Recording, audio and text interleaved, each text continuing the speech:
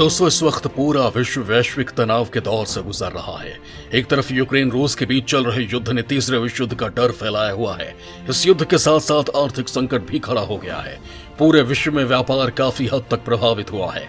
Corona महामारी के चपेट में आई देश की अर्थव्यवस्था अभी पूरी तरह से संभल भी नहीं पाई थी कि इस युद्ध के कारण उपजा आर्थिक संकट पूरे विश्व को एक अंधेरी गर्त में ले जा रहा है। इन सब का भारत पर भी काफी असर देखने को मिल रहा है। पहले कोरोना के चलते देश की अर्थव्यवस्था में गिरावट आई थी, वहीं युद्ध के चलते तेल और गैस की कीमतों में लगातार बढ़ोतरी हो रही है। लगातार खड़ी होती ये आर्थिक संकट भारत को चुनौती दे रही है। व्यापारिक नीतियां पूरी तरह से डगमगा गई हैं। इसके साथ ही यूक्रेन रूस के युद्ध के बाद सीमा पर अपने दुश्मनों की रक्षा का मुद्दा भी उसके सामने खड़ा हो गया है। अब देखना होगा कि भारत इस ओर क्या कदम उठाता है। इस वीडियो में आप जानेंगे कि कैसे विश्व और भारत इस वैश्विक तनाव का सामना करने के लिए खुद को तैयार कर रहा है। वहीं भविष्य में फिर से ऐसे आर्थिक संकट आते हैं तो कैसे उसका सामना किया जाएगा। तो दोस्तों, भारत के बढ़ते कदमों को जानने के लिए इस वीडियो को अंत तक जरूर देखिए। यूक्रेन संकट के बाद दुनिया दो खेमों में बट गई है।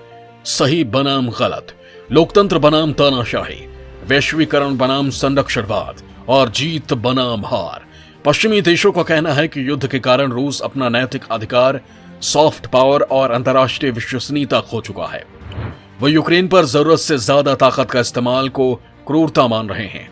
यूरोप के लोगों की नजरों में बिना उकसावे के इस हमले ने मूल रूप से यूरोप की सुरक्षा हालात को बदल दिया है और मौजूदा विश्व व्यवस्था को चुनौती दी है। वहीं इस युद्ध ने यूरोपीय संघ और नेटो को एकजुट कर दिया है, जो कभी आंतरिक चुनौतियों के चलते करीब नहीं थे। उन्होंने रूस को रोकने के लिए कड़े प्रतिबंध लगाए हैं। आर्थिक प्रतिबंधों की वजह से रूस में व्यापार, आमदनी और विकास का संकट खड़ा हो गया है। यह सवाल खड़ा हो गया है कि अब कौन सा ऐसा देश है जो इस युद्ध के बाद रूस के साथ जुड़ना चाहेगा या रूस में निवेश करना चाहेगा। वहीं इस तनाव के चलते दूसरी तरफ शीत युद्ध का दूसरा दौर शुरू हो गया है। लोकतांत्रिक विकसित देश चीन और रूस की सप्लाई चेन से अपने को अलग करने की रणनीति पर काम करने लगे हैं। लगने लगा है कि जैसे पूरी दुनिया का मानो नक्शा ही बदल गया है। जहां शक्ति प्रदर्शन को लेकर पूरी दुनिया एक दूसरे पर हावी होने की तैयारी कर रही है, वहीं दूसरी तरफ पूरे विश्व की अर्थव्यवस्था का चक्र अलग ही रूप ले रहा है।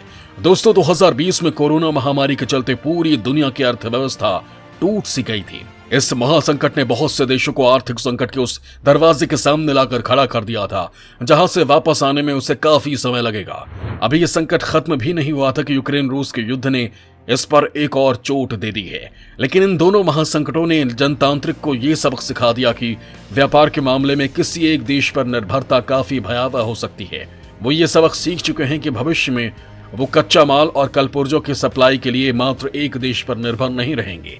इस मामले में जो नाम सबसे पहले आता है वो है चीन। चीन ने सस्ते और कुशल कामगार और सुव्यवस्थित कानून व्यवस्था के साथ विशाल उपभोक्ता का बाजार खड़ा किया है और इस ताकत के बल पर ही विकसित देशों की बहुराष्ट्रीय कंपनियों को अपनी ओर आकर्षित किया है। इन कंपनियों ने चीन में कार, इनके कलपुर्जे, सेमीकंडक्टर चिप्स आदि बनाने शुरू किए और पूरी दुनिया को सप्लाई करने लगे। और नतीजा ये हुआ कि धीरे धीरे कंपनियों ने कलपुर्जों का उत्पादन अपने देश में बंद कर दिया और चीन में ही इनका प्रोडक्शन करने लगे, जिससे चीन के निर्माण उद्योग चमकने लगे। जिसके बाद चीन समृद्ध, ताकतवर होता गया और किसी को पता भी नहीं चल पाया।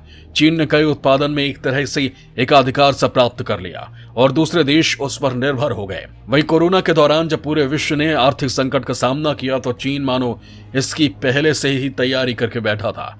उसकी अर्थव्यवस्था पर कोई प्रभाव नहीं पड़ा और वो निर्यात के मामले में सबसे ऊपर आ गया और उसके दूसरे देशों पर निर्भरता कम दिखाई दी। वैसे तो जनतांत्रिक विकसित देशों के चीन से रिश्तों में तनाव कोरोना महामारी के पहले से ही शुरू हो गए थे, लेकिन जिस तरह से चीन ने कोरोना और यूक्रेन के दौरान व्यापारिक माल को हथियार के तौर पर इस्तेमाल किया, उससे विकसित देश सहम गए। वहीं दूसरी तरफ इन देशों में यह आशंका है कि चीन से किसी टकराव या कोरोना जैसी किसी प्राकृतिक आपदा की स्थिति में इन उत्पादों की सप्लाई चेन टूट सकती है। इस संकट ने सभी देशों के सामने ये उदाहरण पेश कर दिया कि उनके किसी भी देश पर निर्भरता घातक परिणाम ला सकती है। इसलिए अमेरिका और यूरोपीय देश इस सप्लाई चेन का विकल्प खोज रहे हैं, जिसमें वो भारत को महत्वपूर्ण साझेदार मानने लगे हैं। यही वजह है कि यूरोपीय संघ के प्रेसिडेंट उर्सुला लीन ने अपने भारत दौरे में भारत के साथ ट्रेड एंड टेक्नोलॉजी काउंसिल की स्थापना पर सहमति दी है।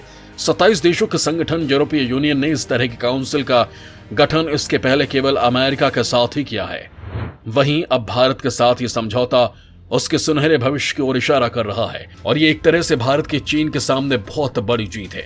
इस टीटीसी के तहत ये योजना है कि उच्च तकनीक वाले उत्पादों के लिए चीन का वैकल्पिक स्रोत को तैयार किया जाए और इनके उत्पादन में आत्मनिर्भरता हासिल की जाए, ताकि भविष्य में अगर कोई संकट आता है तो इनकी सप्लाई के लिए चीन का मोहताज न रहना पड़े।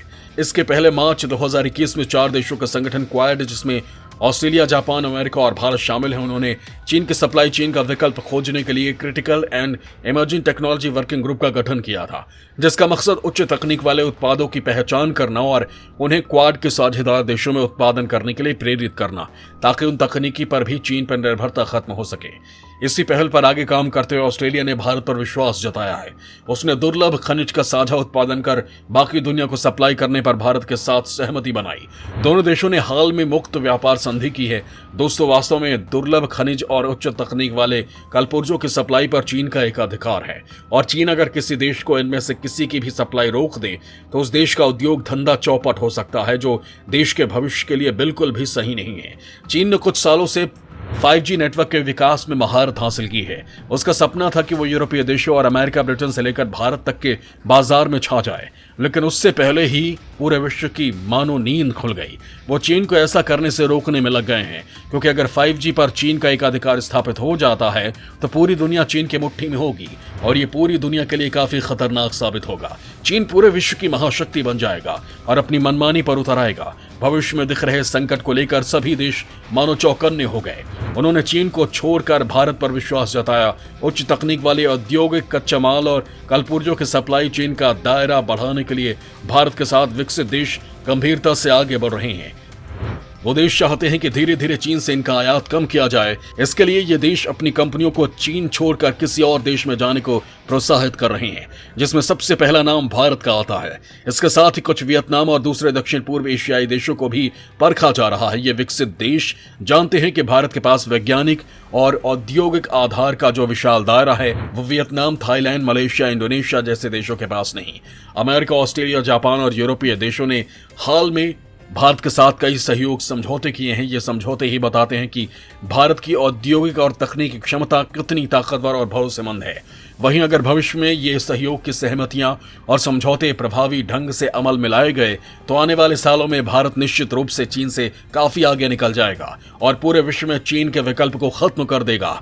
लेकिन भारत को अभी इस ओर बढ़ने के लिए काफी तैयारी करनी पड़ेगी, क्योंकि यहाँ सबसे बड़ा सवाल यह आता है कि क्या भारत इसके लिए तैयार है। भारत अभी विकास के दौर से गुजर रहा है। उसे विकसित देशों की कंपनियों को अनुकूल घरेलू माहौल प्रदान करना होगा। इसके साथ ही देश भर में कानून व्यवस्था की स्थिति को भी सुधारना होगा। वहीं केंद्र के साथ साथ राज्य सरकारों को भी अपने स्तर पर निवेश के अनुकूल नीतियां बनानी होंगी। जब सभी राज्य संगठित होकर काम करेंगे तो देश के विकास को गति मिलेगी। तभी भारत चीन को मुंहतोड़ जवाब दे सकेगा और पूरी दुनिया में एक ताकत के रूप में उभर सकेगा।